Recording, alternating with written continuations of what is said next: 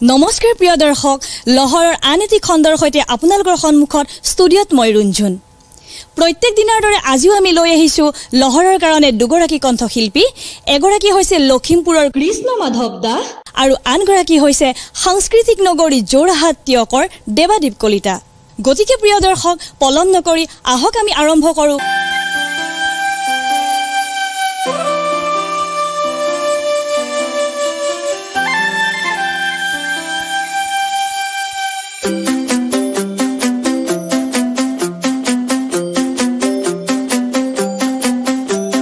মনৰে কল্পনা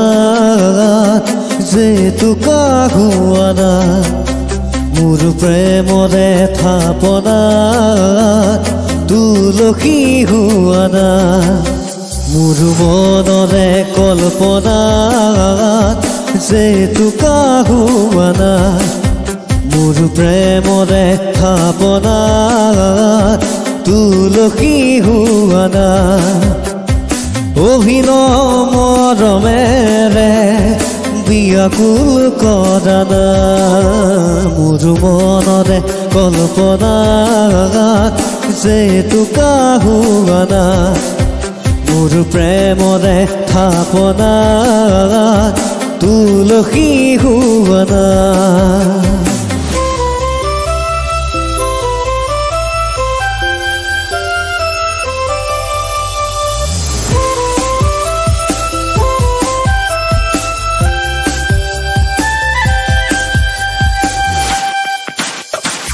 অস্থিৰ বেগত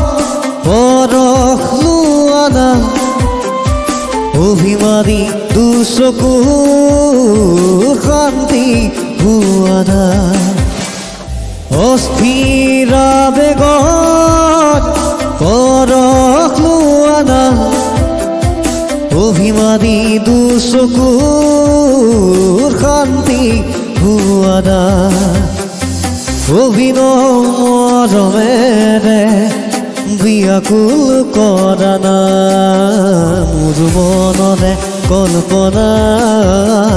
যে কাহুৱানা মোৰ প্ৰেমৰে থাপনা তুলসী হোৱানা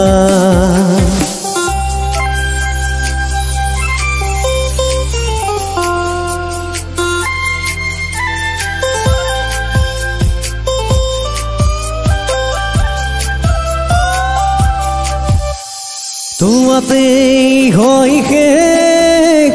কামনা পৰিধি এটি পল মোৰ এই পৃথিৱী তোমাতেই হয় শেষ কামনা পৰিধি এটি পল মোৰ এই পৃথিৱী কবিতা হৈ বুকু